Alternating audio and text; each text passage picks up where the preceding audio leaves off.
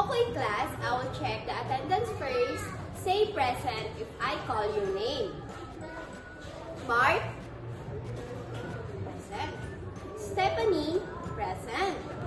Always remember the rules as a reminder of our classroom rules. What does R stand for?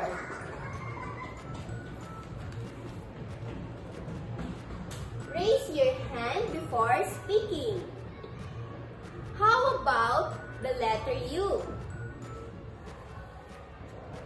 Use appropriate language when answering. How about the letter L? Listen attentively and truthfully. And for the letter E, ensure cleanliness of the classroom. And for the letter S, stay focused and follow directions. Are you ready for the class? That's great to hear. In our previous lesson, do you still remember our discussion yesterday? Yes, Mark. Very good. Before we will go on in our lesson, let's read first the objectives.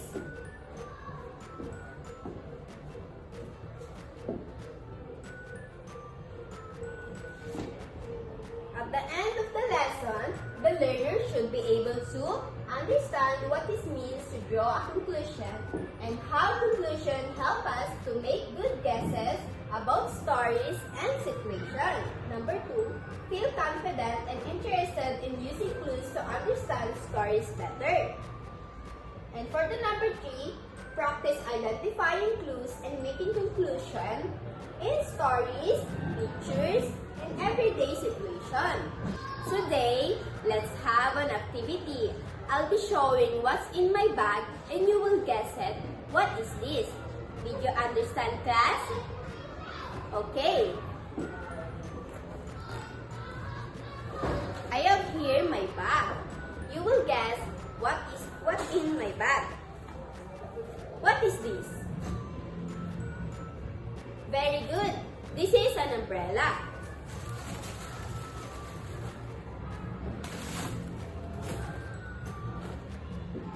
This is an umbrella.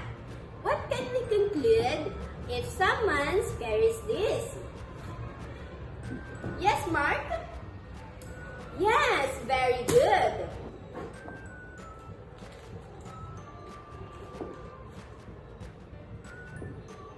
Can you read the meaning of drawing conclusion?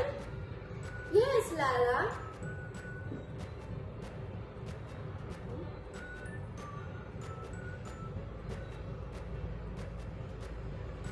Very good. For example, in the passage, Lando noticed the dark clouds and strong winds before leaving for school. He decided to bring an umbrella and raincoat. Later, it rained, proving Lindo made a good decision. Conclusion, by observing the dark clouds and strong winds, we can conclude that Lando expected the rain even though the text didn't directly say it will rain soon. Now you already know what drawing conclusion. Let's move on to steps on how to draw conclusion.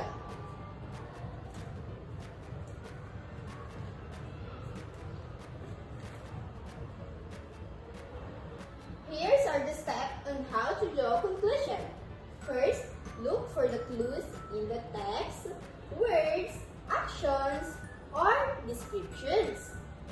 2. Use prior knowledge, what you already know from experience. And for the last part, the number 3, combine clues and knowledge to figure out what the author means but does not directly state. For example, Mark's clothes are muddy and wet. He looks sad. His backpack also. What do you think happened to Mark? Yes, very good. What are the clues in the example? How do you know? Yes, now you already got our lesson. Today we will have an activity entitled Tell Me.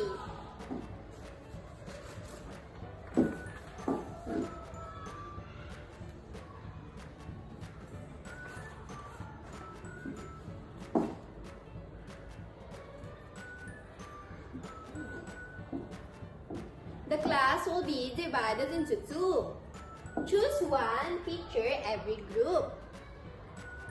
Guess what's happening in the picture. For example, a boy with a broken bicycle lying on the ground.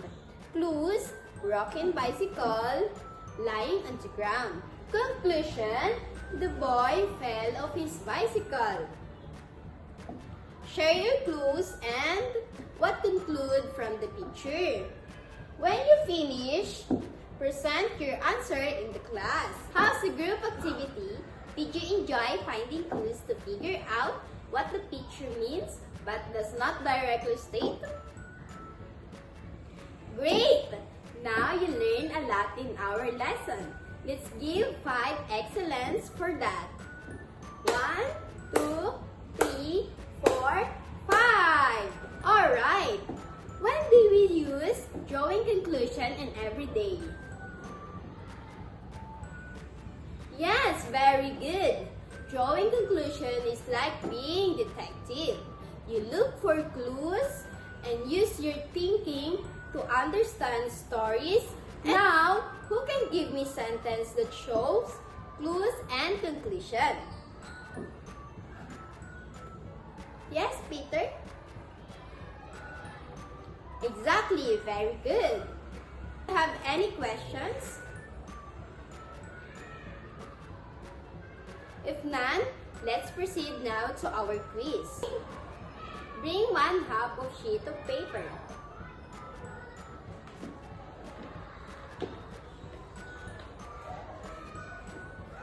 For the test 1, direction, encircle the correct answer. Number 1, what does it mean to draw a conclusion? A. To guess blindly without clues. B. To read the story quickly. C. To figure out what's really happening using clues. 2. Which of these stories is an example of drawing conclusion?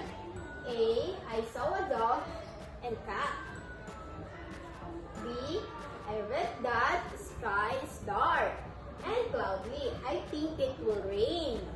C. I like to read books. For the number 3, what should you do if you see dark clouds in the sky and hear thunder? A. Continue playing. B. Think it might rain and find shelter. C.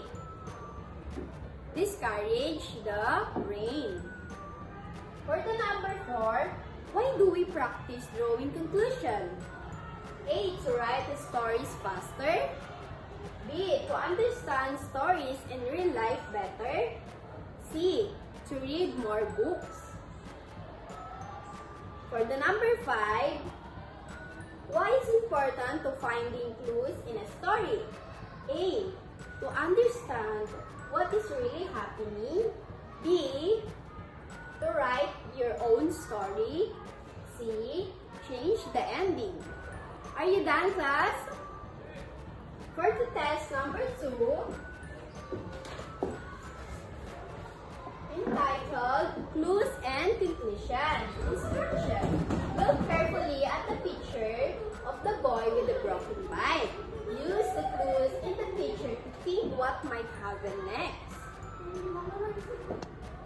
Number 1 question. What clues can you see in the picture? Number 2, based on the clues, what do you think happened to the bike? Number 3, what do you think the bike is broke? Number 4, how can you tell the boy might be sad or upset? Number 5, what is the conclusion you can make about what might have happened next?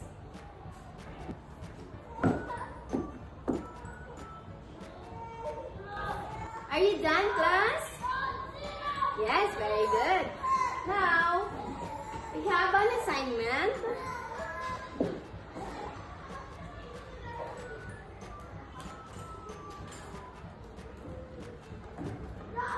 This is your assignment. Assignment. Drawing the conclusion at home. Instruction.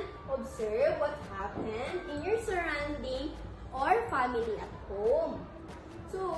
Write about one situation where you use your clues to figure out what happened. You write your story here and you write your clues that you notice. That's all for today's lesson. Thank you for listening and participating in our class. See you next time in our lesson.